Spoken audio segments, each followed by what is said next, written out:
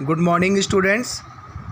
कल की जो क्लास थी उसमें हम लोगों ने चैप्टर फर्स्ट माय फैमिली, आपके जो एनवायरमेंटल साइंस है ईवीएस सब्जेक्ट का फर्स्ट चैप्टर माय फैमिली हम ये पढ़ रहे थे। और इसके अंदर हम लोगों ने न्यूक्लियर फैमिली के बारे में पढ़ा था कि स्मॉल न्यूक्लियर फैमिली किसे कहते हैं और बिग न्यूक्लियर फैमिली किसे कहते हैं। तो बताओ स्मॉल न्यूक्लियर फैमिली क्या है। स्मॉल न्यूक्लियर फैमिली इसका मतलब इसमें माता पिता और उनके एक या फिर दो बच्चे जब साथ में रहते हैं, ठीक है, तो उसे हम क्या बोलेंगे, स्मॉल न्यूक्लियर फैमिली। और बिग न्यूक्लियर फैमिली में माता पिता और दो से अधिक बच्चे, ठीक है, जब साथ में रहते हैं तो उसे हम क्या बोलेंगे, बिग न्यूक्लियर फैमिली। ओके, समझ में आया स्मॉल न्यूक्लियर फैमिली और बिग न्यूक्लियर फैमिली के बारे में। अब हम नेक्स्ट पढ़ेंगे joint family.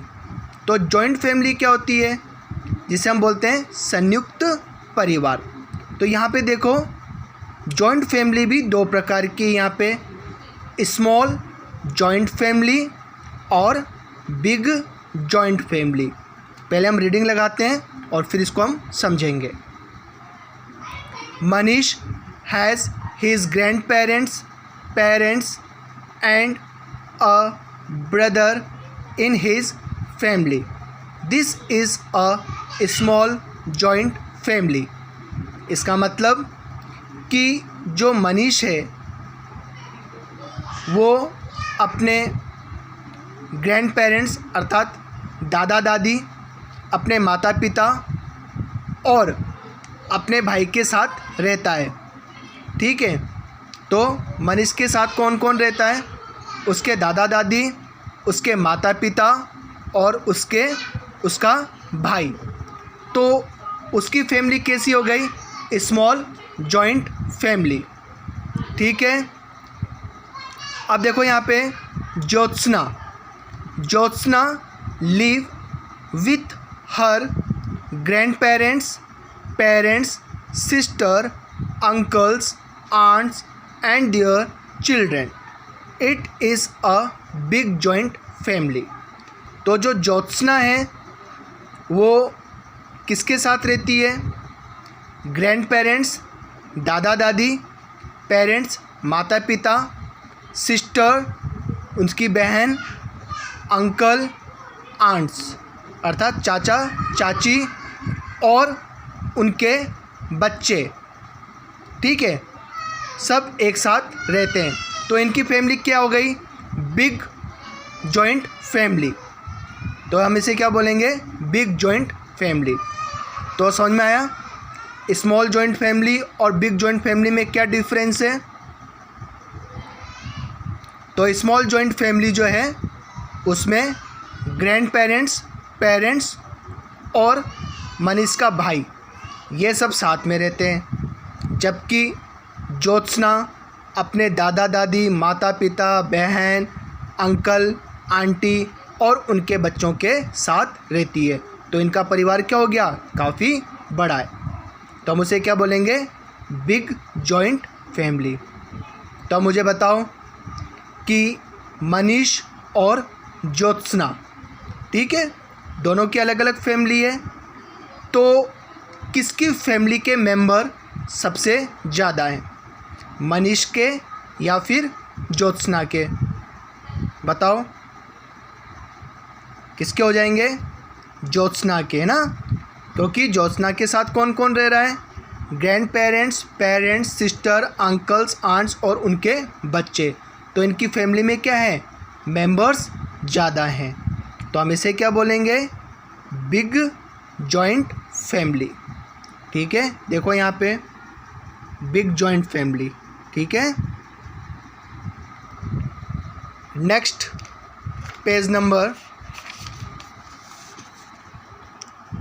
Single parent family. क्या है ये, सिंगल पेरेंट फैमिली। तो सिंगल पेरेंट फैमिली में देखो यहाँ पे माँ है और उसके 2 बच्चे हैं। ठीक है, हम इसे पढ़ते हैं। A single parent family is a special family where children live with their of the parents and not both of them. इसका मतलब क्या है कि सिंगल पेरेंट जो फैमिली होती है एक ऐसी विशेष फैमिली होती है जिसमें बच्चे अपने माता पिता के तो साथ रहते हैं, परंतु माता या पिता दोनों साथ में किन्हीं कारणों से साथ में नहीं रह पाते हैं। जैसे कि यहाँ पे दे रखा है केवल माँ है और उसके 2 बच्चे हैं, तो क्या हो गया, सिंगल पेरेंट फैमिली। तो सिंगल पेरेंट में यहाँ पे कौन है, केवल माँ। ठीक है, और माँ के साथ में क्या रह रहे हैं, 2 बच्चे, तो सिंगल पेरेंट फैमिली है। ऐसा भी हो सकता है कि पापा और उसके 2 बच्चे अगर साथ में रह रहे हैं, ठीक है, और मम्मा साथ में नहीं रह रही है, तो वो क्या हो जाएगा, सिंगल पेरेंट फैमिली। बात समझ में आई। Next, family tree. A family tree helps to understand the relation within the family. इसका मतलब ये है कि जो फैमिली ट्री है वो हमें परिवार के जो संबंध होते हैं उसको समझने में हमारी सहायता करते हैं कि कौन दादा है, कौन दादी है, कौन मामा है, कौन मामी है, कौन चाचा है, चाची है। तो इसका जो रिलेशन है इसको हम इस फैमिली चार्ट से आसानी से समझ सकते हैं। ठीक है, अब देखो, now I know the family of our father side is called paternal family and our mother side is called maternal family. ठीक है, इसका मतलब क्या हो गया कि जो फादर के साइड का जो भी रिलेशन होगा, जो भी संबंध होगा, जैसे चाचा चाची, बुआ, ठीक है, ताऊ जी ताई जी, ये सब क्या है, पैटर्नल रिलेटिव्स है। ठीक है, और जो मदर साइड्स के जो भी रिलेशन होंगे, जो भी रिलेशनशिप होंगे, जैसे मामा मामी, मौसा मौसी, उसे हम क्या बोलेंगे, मैटरनल फैमिली।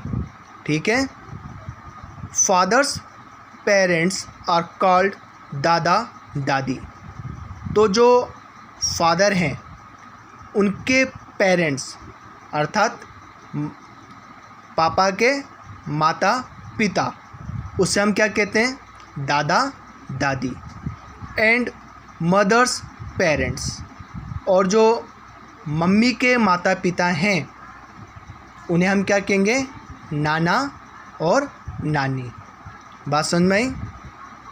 पैटर्नल अर्थात फादर के साइड का रिलेशन और मैटरनल मदर के साइड का relation. Let us understand the paternal family tree, अर्थात जो फादर के साइड का जो रिलेशन है उसके बारे में हम यहाँ पर चार्ट में पढ़ेंगे। ठीक है, अब देखो यहाँ पर ग्रैंडफादर ग्रैंड मदर, तो ये क्या है, फर्स्ट जनरेशन। तो आपके ग्रैंडफादर और ग्रैंड मदर, तो इसे हम क्या बोलेंगे, फर्स्ट जनरेशन। अब देखिए ग्रैंड फादर, इसमें आपके फादर और आपकी मदर हो गई। ठीक है, और आपसे मतलब आपके पापा से जो बड़े भाई हैं, ठीक है, उसे हम क्या बोलते हैं, ताऊ जी और ताई जी। ठीक, और आपके फादर की जो बहन है, ठीक है, उसे हम क्या बोलेंगे, बुआ। तो ये क्या हो गया, सेकंड जनरेशन। तो फर्स्ट जनरेशन में दादा दादी और सेकंड जनरेशन में दादा के जो भी बच्चे हैं वो सेकंड जनरेशन में आएंगे, जैसे आपके माता पिता, ताऊ जी, ताई जी और बुआ। अब देखो थर्ड जनरेशन, तो थर्ड जनरेशन में फादर और उनके बच्चे, चिल्ड्रन, और फिर इसी में ताऊ जी और ताई जी के बच्चे जो आपके कजिन्स लगेंगे। ठीक है, तो ये क्या हो गया, थर्ड जनरेशन। बात समझ में आई? तो फर्स्ट जनरेशन दादा दादी और दादा के जो भी बच्चे हैं वो सेकंड जनरेशन में, और थर्ड जनरेशन में फादर मदर या फिर ताऊ जी ताई जी या फिर बुआ के बच्चे। ठीक है, ये सब किस में आ जाएंगे, थर्ड जनरेशन में। अब आपको क्या करना है, एक चार्ट बनाना है। ठीक है, उस चार्ट में आप लोग क्या करना है, जैसे यहाँ पे ग्रैंडफादर लिखा है तो आप इस बॉक्स में आपके एक दादा का नाम लिख देना। ठीक है, कॉपी के अंदर, नोटबुक के अंदर, बुक के अंदर नहीं। और जो ग्रैंडफादर है वहाँ पे उनका यहाँ पे नाम लिख देना। ठीक है, सॉरी ग्रैंडमदर, तो ग्रैंडमदर का नाम आ जाएगा, यहाँ पे ग्रैंडफादर का नाम आ जाएगा इस बॉक्स के अंदर। मैन और वुमेन लिखने की ज़रूरत नहीं है आपको, यहाँ पे केवल आप बॉक्स के अंदर क्या लिखोगे, उनके नाम, और नीचे ग्रैंडफादर और ग्रैंडमदर।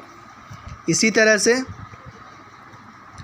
फादर मदर ये दोनों लिख देना, और मैन और वुमेन नहीं लिखना है। यहाँ पे बॉक्स में आपके पापा का नाम और यहाँ पर आपकी मम्मा का नाम। इसी तरह से यहाँ पे अगर आपके ताऊ जी हैं, ठीक है, तो ताऊ जी का नाम लिखना, और ताई जी है तो ताई जी का नाम लिखना। अगर किसी के अगर ताऊ जी और ताई जी नहीं हैं और चाचा और चाची हैं, ठीक है, तो आप क्या करोगे, चाचा और चाची का नाम लिख देना और नीचे भी लिखना चाचा चाची। ठीक, फिर इसी तरह से बुआ, ठीक है, और बुआ के साथ में अगर फूफा जी भी हैं, ठीक है, बुआ जी और फूफा जी हैं तो बुआ जी का नाम और फूफा जी का नाम। ठीक है, और फिर उसके बाद में यहाँ पर उनके बच्चों के नाम लिखने सबके। ठीक है, तो इस तरह से आपको एक फैमिली ट्री बनानी है, और ये सब किस में करना है, आपको नोटबुक के अंदर ही करना है। फिर कल हम यहाँ से पढ़ेंगे take a break. Okay, page number 6। Okay students, have a nice day.